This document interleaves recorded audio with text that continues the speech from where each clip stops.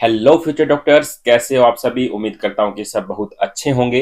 अगर आपने नीट 2025 का एग्जाम दिया है तो ये वीडियो आप सभी के लिए बहुत ज्यादा इंपॉर्टेंट होने वाली है।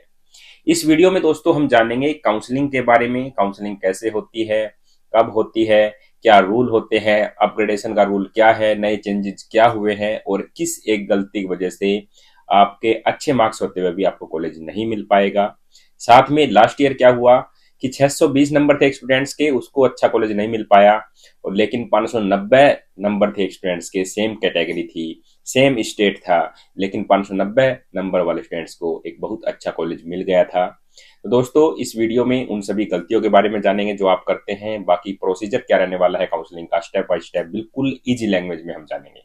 साथ में सबसे पहले दोस्तों आपने जो है, मैंने साइड में जो हर एक स्टेट की कट ऑफ एक्सपेक्टेड क्या रह सकती है, 2024 की कट ऑफ क्या थी, उन दोनों का कंपैरिजन करके जो है यहाँ पर ये जो है फोटो शेयर कर दी है, आपने देख भी ली होगी। तो चलिए दोस्तों बिना देर किए अब वीडियो को शुरू कर। तो चलिए दोस्तों सबसे पहले मैं बात करता हूँ काउंसलिंग के बारे में। काउंसलिंग होती क्या है, तो सबसे पहले मैं बता दूं कि आपने एग्जाम दे दिया। अब आपको कौन सा कॉलेज मिलेगा आपके मार्क्स के अकॉर्डिंग, आपके रैंक के अकॉर्डिंग, तो ये कॉलेज अलॉट करवाना ही काउंसलिंग होता है। अब काउंसलिंग शुरू कब होती है, तो सबसे पहले तो दोस्तों आपका रिजल्ट आएगा नीट 2025 का। रिजल्ट जो है आपका अप्रोक्स 1 मंथ में आ जाता है। यहाँ पर आपका रिजल्ट जो है 5 जून तक एक्सपेक्टेड है कि आ जाएगा, नहीं 10 जून तक तो 100% आ जाएगा। अब जो आपकी काउंसलिंग है वो आपके रिजल्ट के 1 महीने बाद शुरू होती है। करीबन करीबन हम मान सकते हैं कि 10 जुलाई, या फिर हम फर्स्ट वीक ऑफ जुलाई भी बोल सकते हैं, फर्स्ट वीक ऑफ जुलाई में आपकी काउंसलिंग स्टार्ट होगी। अब आपको पता कैसे चलेगा, तो एमसीसी की ऑफिशियल वेबसाइट पर जो है आ जाएगा नोटिस कि आपकी काउंसलिंग जो है इस तारीख से स्टार्ट होने वाली है, ये शेड्यूल रहने वाला है, first round, second round, mock round, stay round तक का। ठीक है। उसके बाद जो है आपको रजिस्ट्रेशन करना होता है। रजिस्ट्रेशन करने के लिए आपको जो है अपनी बेसिक डिटेल डालनी होती है, जैसे कि आपका नाम है, नीट 2025 का स्कोर कार्ड वगैरह, ये चीज़ें डाल करके आपको जो है आईडी और पासवर्ड मिल जाते हैं। तो जैसे ही आपकी काउंसलिंग स्टार्ट होती है फर्स्ट राउंड की, तो आपको सबसे पहले करनी होती है चॉइस फिलिंग। चॉइस फिलिंग करनी होती है, उसके बाद आपको चॉइस लॉक करनी होती है। उससे पहले दोस्तों कौन कौन से डॉक्यूमेंट आपको चाहिए काउंसलिंग के लिए, वो भी मैं आपको बता देता हूँ। इन डॉक्यूमेंट्स को आप अभी से तैयार कर लीजिएगा। एक तो आपके पास नीट एडमिट कार्ड होना चाहिए। एक आपके पास नीट का जब रिजल्ट आएगा तो उसका स्कोर कार्ड आपको जो डाउनलोड करके रखना है, या फिर रैंक कार्ड भी आप बोल सकते हैं। क्लास 10th का सर्टिफिकेट एंड मार्कशीट होनी चाहिए। इसी प्रकार क्लास 12th की भी सर्टिफिकेट और मार्कशीट आपके पास होनी चाहिए। कोई भी आईडी प्रूफ आपके पास हो सकता है, आधार कार्ड है, पैन कार्ड है, ड्राइविंग लाइसेंस है, वोटर कार्ड है, या फिर कोई भी आपके पास प्रूफ हो। डोमिसाइल फॉर स्टेट काउंसलिंग, अगर आप स्टेट काउंसलिंग करने जा रहे हैं तो आपके पास डोमिसाइल भी होना जरूरी है। कैटेगरी सर्टिफिकेट, कैटेगरी सर्टिफिकेट दोस्तों अगर आप रिजर्व कैटेगरी से बिलोंग करते हो तो कैटेगरी सर्टिफिकेट होना चाहिए, लेकिन वो भी बिल्कुल नया होना चाहिए। अगर आपके पास पुराना है तो आप अभी से अप्लाई करके रख लीजिए, जो बाद में जो आपको कोई भी समस्या न आए। ठीक है दोस्तों, अब हम बात करते हैं काउंसलिंग की। काउंसलिंग जो है एमसीसी करवाता है एमबीबीएस की और बीडीएस की। बाकी जो बीएमएस है, बीएचएमएस है, बीयूएमएस है, बीएसएमएस है, इनकी करवाता है आयुष। तो दोस्तों हम बात कर रहे हैं एमसीसी की। तो एमसीसी एक तो ऑल इंडिया कोटा पे करवाता है 15%, एक स्टेट कोटा पे करवाता है 85%। मान के चलो बिहार स्टेट है, वहां पर टोटल 100 सीटें हैं, तो 15 सीटें तो उनमें से ऑल इंडिया कोटा में आएगी, और बाकी 85 सीटें जो है वहां पर बिहार के स्टेट वालों के लिए एलिजिबल होगी। तो एमसीसी का मैं बता दूं एक बार, 15% गवर्नमेंट सीटों पर काउंसलिंग करवाती है। जितनी भी डीम्ड यूनिवर्सिटी है, सेंट्रल यूनिवर्सिटी है, उनकी 100% सीटों पर ये करवाती है, जैसे कि एएमयू है, जिपमर है, एम्स है। और स्टेट काउंसलिंग दोस्तों 85% तो गवर्नमेंट जो सीटें हैं स्टेट की उनके ऊपर, और 100% प्राइवेट सीट्स के ऊपर। जिस भी कॉलेज, जिस भी स्टेट के अंदर जो कॉलेज है प्राइवेट, उसमें जो 100% सीटें जो है वो स्टेट बॉडी ही कंडक्ट करवाती है। अब दोस्तों ये तो हो गया पहला अपना सिस्टम। उसके बाद आपको रजिस्ट्रेशन स्टार्ट होते ही चॉइस फिलिंग करनी है। चॉइस फिलिंग में भी दोस्तों मेन चीज क्या है कि आपको प्रेफरेंस डालनी होती है कि आप कौन से कॉलेज में एडमिशन लेना चाहते हैं, और उनके बाद भी उनमें से आप प्रायोरिटी किसको देना चाहते हैं, उनको सबसे टॉप में रखिएगा। मान के चलो आपको डीम्ड यूनिवर्सिटी जो है एडमिशन लेने की जरूरत ही नहीं, क्योंकि फीस बहुत ज्यादा होती है, तो आपको डीम्ड चुनना ही नहीं है। डीम्ड चुनोगे नहीं तो उनमें जो आपको एडमिशन भी नहीं मिलेगा। मिल जाएगा अगर गलती से आपने चुन दी, तो उसमें जो है अगर आप एडमिशन नहीं लेते हो तो आपको सिक्योरिटी डिपॉजिट का जो है लॉस हो जाएगा। ठीक है, चॉइस लॉक करनी होती है, ये बेसिक चीजें ये आपको पता है। अब मेन चीजें जो होती है वो अब स्टार्ट होती है काउंसलिंग की प्रोसेस। देखिएगा प्रोसेस ऐसा नहीं है कि ऑल इंडिया कोटा राउंड 1 आ गया फिर जो है राउंड 2 आ गया, ऐसे नहीं चलेगा।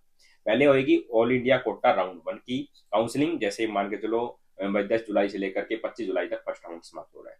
आप देखोगे कि सेकंड राउंड जो है वो फिर अगस्त में स्टार्ट हो रहा होगा। बीच में जो गैप होगा वो क्या चीज का होगा, तो वो ये होगा वहां पर उस टाइम स्टेट काउंसलिंग की फर्स्ट राउंड की काउंसलिंग जो है वहां पर शुरू हो रही होगी। यानी कि काउंसलिंग कैसे चलेगी, पहले ऑल इंडिया कोटा राउंड 1, उसके बाद स्टेट कोटा राउंड 1, फिर ऑल इंडिया कोटा राउंड 2, फिर स्टेट राउंड 2, फिर ऑल इंडिया कोटा राउंड 3 या फिर मोपअप राउंड, इसी प्रकार स्टेट मोपअप राउंड, फिर all India quota stray round, फिर स्टेट राउंड जो है स्ट्रे आ जाएगा। ठीक है, इस प्रकार से आपकी काउंसलिंग चलती है।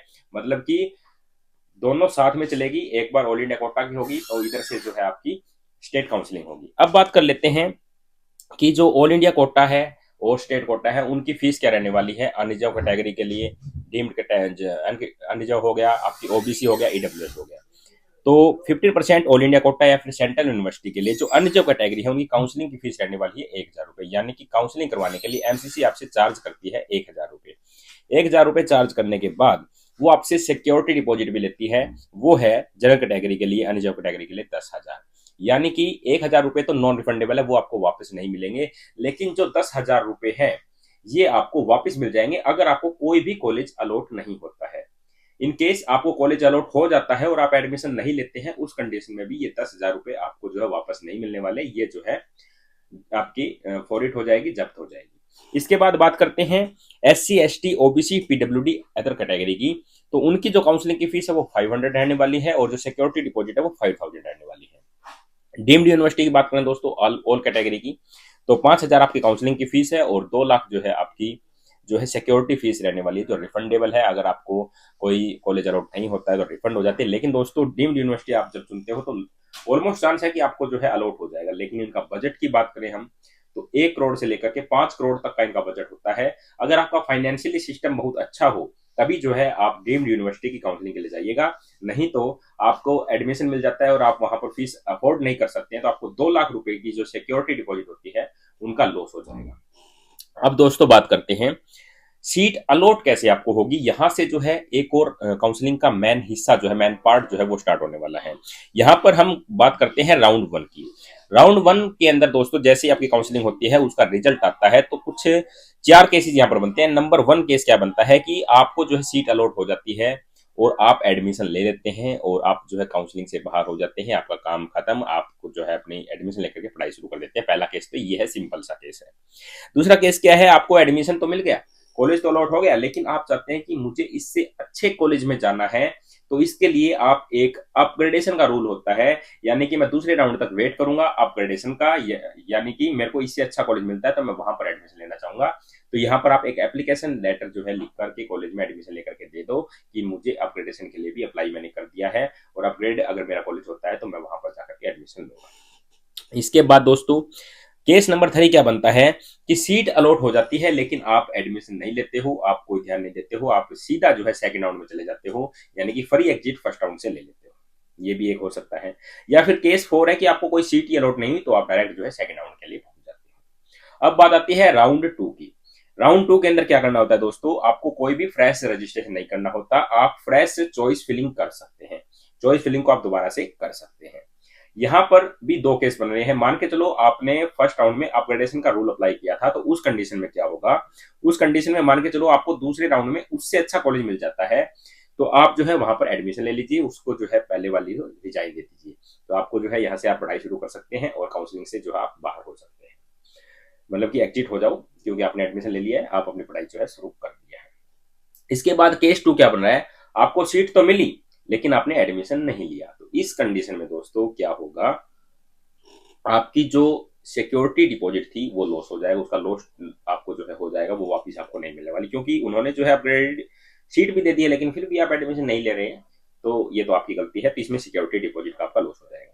तीसरा क्या है, did not get first round, did not gate seat, आपको कोई अपग्रेडेड सीट मिली ही नहीं, उससे अच्छा कोई कॉलेज मिला ही नहीं, तो आपको जो फर्स्ट राउंड में कॉलेज मिला था वहीं पर जो है आपकी सीट रिजर्व हो जाएगी, वहीं पर आपको जो है पढ़ाई अपनी शुरू रखनी होगी।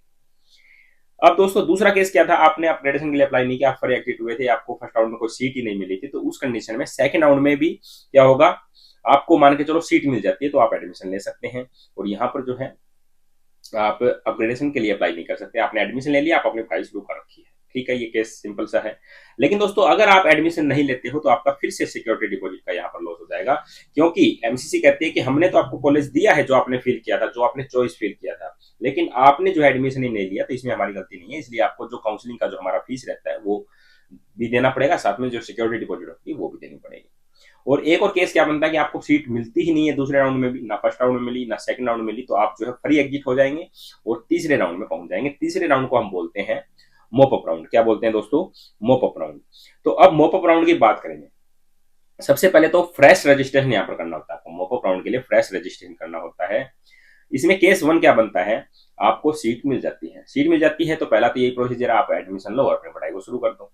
दूसरा क्या, आपने एडमिशन नहीं लिया तो आप यहाँ पर अपग्रेडेशन का रूल अप्लाई नहीं कर सकते, काउंसलिंग से आप एंड हो जाते हैं। अगर आपको कॉलेज मिला, आपने एडमिशन नहीं लिया, तो आप जो है काउंसलिंग से बाहर कर दिए जाओगे और आपको नो चांस दिया जाएगा, कोई भी चांस नहीं मिलेगा फर्दर काउंसलिंग के लिए, जैसे स्ट्री राउंड है या कुछ और है।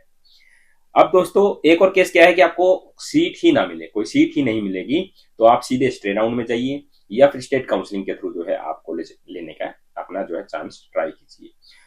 ये है दोस्तों आपकी मोपो राउंड तक की काउंसलिंग। और स्ट्रे राउंड में दोस्तों यही सेम प्रोसीजर होता है। स्ट्रे में चांसेस रहते हैं कि कुछ सीटें वैकेंट रह जाती है, तो उनमें जो आपको कम नंबरों में भी एडमिशन मिल जाता है। कुछ हिडन चार्जेस होते हैं, कुछ हिडन सीट्स होती है जो सभी को नहीं बताया जाता।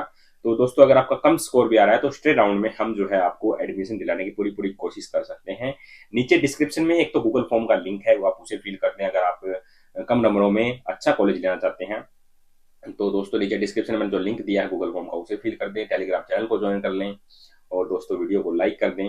और दोस्तों नेक्स्ट वीडियो जो हम लेके आएंगे वो लेके आएंगे कम बजट के अंदर प्राइवेट कॉलेज कौन से हैं जहां से आप एमबीबीएस कर सकते हो, जहां से आप अपनी पढ़ाई को अच्छे से करके अपने एमबीबीएस का जो आपका ड्रीम है वो पूरा कर सकते हो, एक अफोर्डेबल प्राइस के अंदर, अफोर्डेबल रेंज के अंदर।